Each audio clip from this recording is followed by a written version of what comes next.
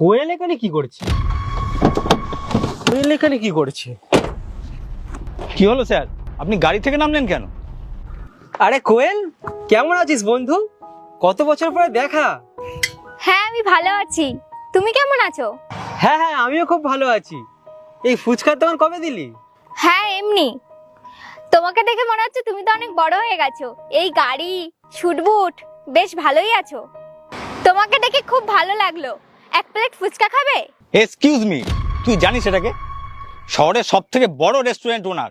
শহরে 10টা রেস্টুরেন্ট আছে, আর তুই ওকে বলছিস কিনা এই ফুচকা খেতে? কি সাহস! আপনি কিরকম ভাবে কথা বলছেন এর সাথে? স্যার, এ আপনাকে ফুচকা অফার করছে, তাও এখানকার। ছি ছি ছি ছি। আপনি চুপ থাকুন। স্যার, এ এমন কি করলো আপনার জন্য যে আপনি... আচ্ছা, তুই তো খুব বড় বিজনেসম্যানের মেয়ে ছিলিস, কিন্তু তুই এখানে ফুচকা বিক্রি করছিস কেন? তুমি তো জানো এই শহরে কতগুলো মিষ্টির দোকান ছিল আমাদের, কিন্তু বাবা চলে যাওয়ার পরে কাকা সব নিজের নামে করে নিয়েছে। আর আমাকে, আমার মাকে ঘর থেকে বারও করে দিয়েছে। আর আমি কত জায়গায় জবের চেষ্টা করেছি, কিন্তু কোথাও কিছু হয়নি। যখন শেষে কিছু হলোই না, তখন আমি এই ফুচকার দোকান দিয়েছি। এতে আমার আর আমার মার মোটামুটি চলেই যাচ্ছে। তোর সাথে এত খারাপ কিছু হয়ে গেছে, আর তুই আমাকে একবার ফোন করিসনি কেন? আমার ফোনটা চুরি হয়ে গেছিল, তাই আমি আর কারোর সাথে কন্ট্যাক্টও করতে পারিনি। শোনো, স্কুলে ও আমার বেস্ট ফ্রেন্ড ছিল। প্রত্যেকটা এক্সামের আগে ও আমাকে বসে পড়াতো। সেই সময় আমার বাড়ির সিচুয়েশন খুবই খারাপ ছিল।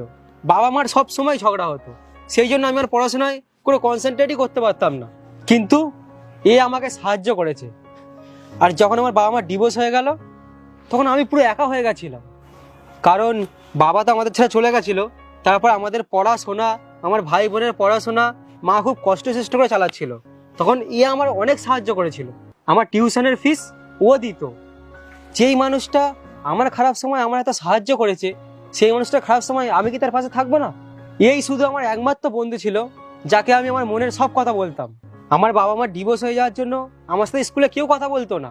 তখন আমার জন্য টিফিন আনতো, আর আমার টাকা পয়সার দিক থেকেও আমাকে অনেক হেল্প করেছে। আচ্ছা, তুই আমার নাম্বারটা এক্ষুনি নে। আচ্ছা, তার 1 মিনিট। এনে ধর আমার কার্ড। এই শহরে আমার অনেক কটা রেস্টুরেন্ট আছে, তো আমার একটা শেফেরও দরকার, আর আমার শেফটাও চলে গেছে। তো তুই আসবি, তুই আমার হয়ে শেফের কাজ করবি। তুমি তো খুব ভালো, তুমি আমাকে জব দিচ্ছ, কিন্তু আমি কি করে? কিন্তু ফিন্তু কিচ্ছু না, তুই আমার কাছে কাজ করবি, ব্যাস। ঠিক আছে, চল, অনেক কথা হলো, তুই 1 প্লেট ফুচকা দে দেখি। হ্যাঁ হ্যাঁ, অবশ্যই। শুনলেন আপনি সবকিছু? এখনো কিছু বলতে চান ওকে? সরি, আমাকে ক্ষমা করে দাও। এরপর থেকে আমি কারোর পেশা আর কারোর জামা কাপড় দেখে আমি কাউকে আর জাজ করবো না। কোনো ব্যাপার না, নিজের ভুলটা বুঝতে পেরেছেন, এটাই অনেক। I am sorry. আমার জন্য 1 প্লেট দেবে? আমারও খুব খিদে পেয়েছে। হ্যাঁ হ্যাঁ, অবশ্যই।